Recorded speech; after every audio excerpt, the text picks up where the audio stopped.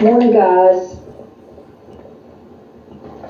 I woke up this morning and my first thought was, oh, things are just like they've been for the umpteenth thousandth day. They look just the same as they have for so long. And it wanted to press in on me. But then a little bit later, I thought of the things that are so meaningful to me, and they're anchors to my soul. And that anchor to my soul anchors me to the kingdom of God that is on the inside of me, the righteousness, the peace, and the joy that is on the inside of me. And one of those anchors is a phrase that you've heard me repeat many times. All things are lawful and all things are right.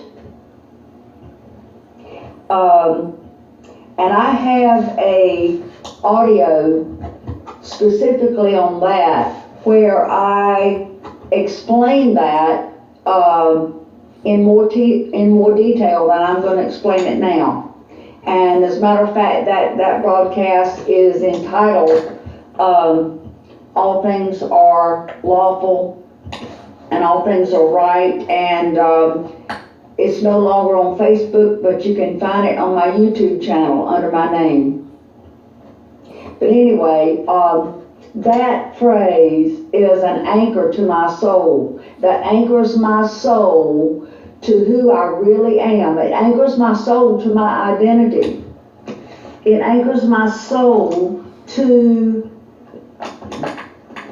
who I am and to what the Word says about me. It anchors my soul to the Word of God. Because sometimes we're pressed on all sides and and that word trouble means pressure.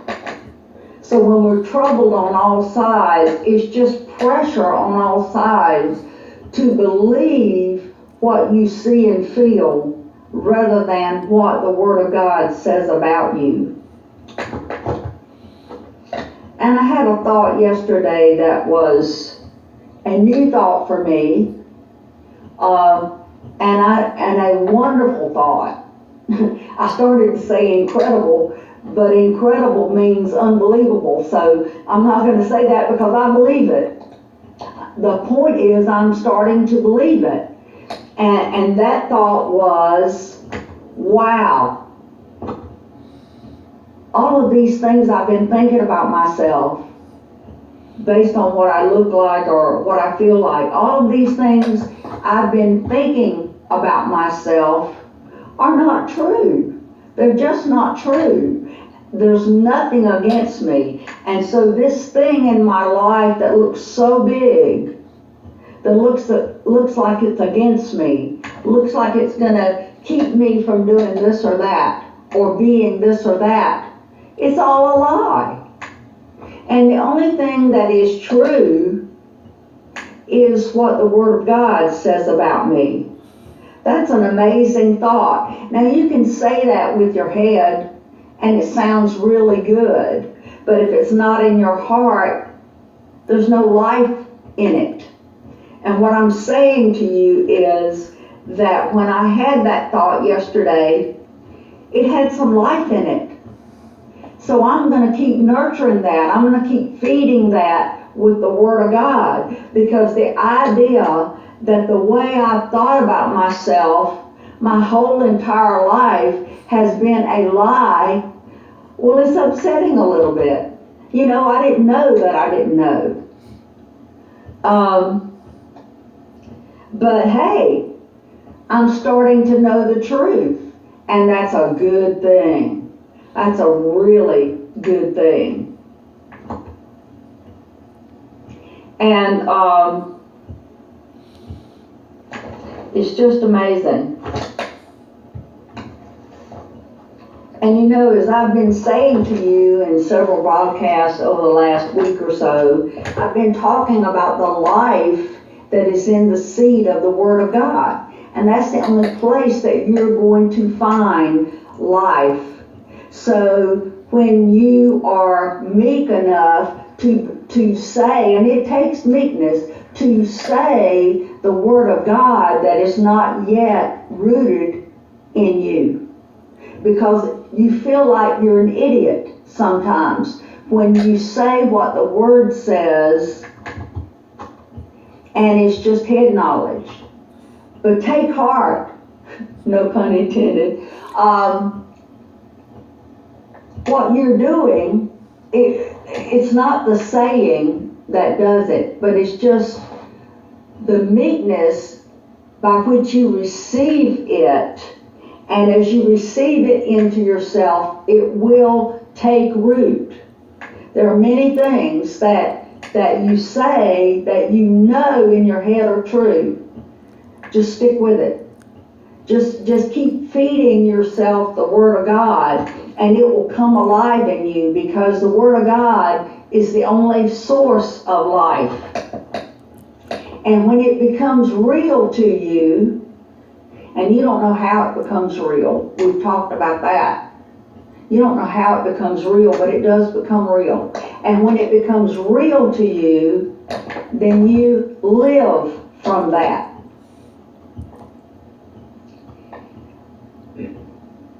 Have you ever had something living on the inside of you from the Word of God, either from something in His written Word or something that He's told you specifically that goes along with His Word? Have you ever had something living on the inside of you and you just live from that and you share it with somebody, and that particular thing is not living on the inside of them? It's just because everybody's different. And you're living from it, and you share it with innocence. Just, it's an amazing thing. You share it with that person with the innocence of a child, because you're living from that now. When it lives on the inside of you, you're like a child, because it's alive unto you.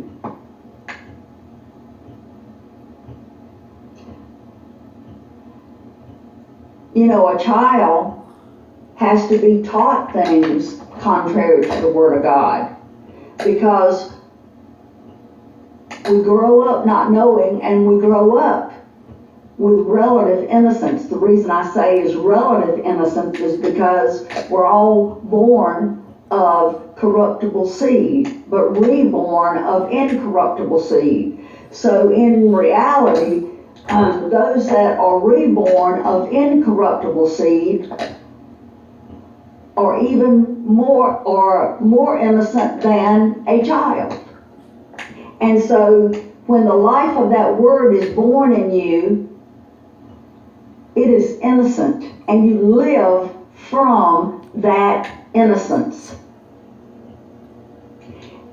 And so no matter what the trouble or the pressure that comes against that life that's on the inside of you, it is living.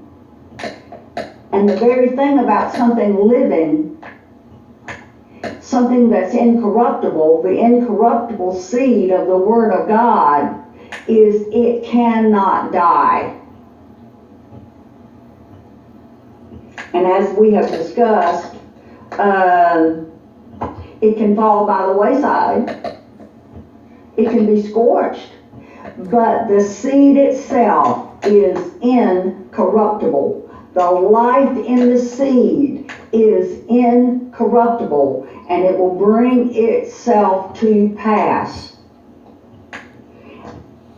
And the life in the heart that comes from the seed of the Word of God is an innocent life. It's where you expect things to happen as if you were a child, because you are a child. You're a child of God. And so you expect the life that's in that seed to manifest in this realm out of your innocent expectation.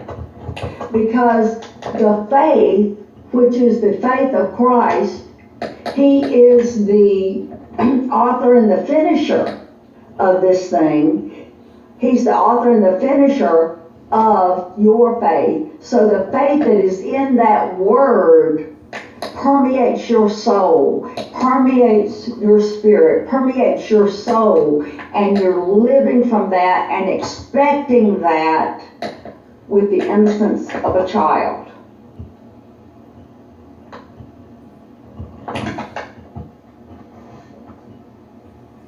I saw a little video on Facebook this morning that got me to thinking about the innocence of a child and how it's related to the Word of God. There was this little girl, she was from England, and apparently on Friday before the Meghan Harry wedding on Saturday, her class was going to have a royal tea party. Well, she mistakenly thought that she was going to get to go to the wedding. And so she was talking about it with her mother. And when she discovered that she was not going to the wedding per se, but that her class was having a commemorative tea party the day before, she said, "Well, am I not a princess?" You see, she thought out of her innocence that she was going to the wedding. And see, that is the innocence of a child. And it reminded me of our innocence. And as I already said, when you're born again of the incorruptible seed of the Word of God, the incorruptible seed, whereby the energy that the seed produces what it says, the very energy that produces it is love that comes from innocence, then you indeed are even more innocent than that little girl. Because when your conscience is purged by the blood of Jesus, there's no more innocence than that. That is perfect innocence. And that is what we live from. And we cannot allow the troubles and the pressures that want to come in upon us for righteousness' sake to discourage that innocence that is on the inside of us. See, that trouble, that pressure, it's really just pressure to make us think other than what the Word of God says about us. It's pressure brought for righteousness' sake, for the Word's sake. And that's one of the reasons that I have decided to start doing audio broadcasts, is because I am not going to allow the pressures in this world to shut my mouth. Because you see, you can only oppress life, and life explodes when you have a revelation from the Word of God and it lives on the inside of you and you speak it. Life explodes.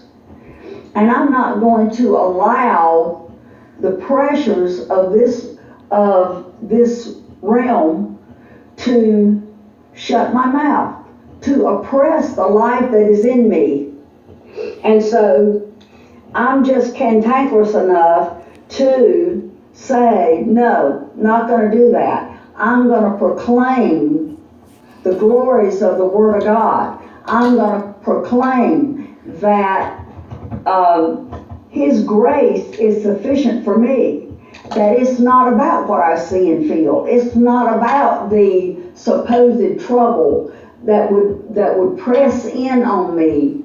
It's not about the pressure that would try to make me think that I am something other than what the Word of God says about me. It's not that. It's the Word of God living on the inside of me.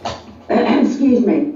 It's the Word of God living on the inside of me. And I'm going to proclaim the Word of God living on the inside of me.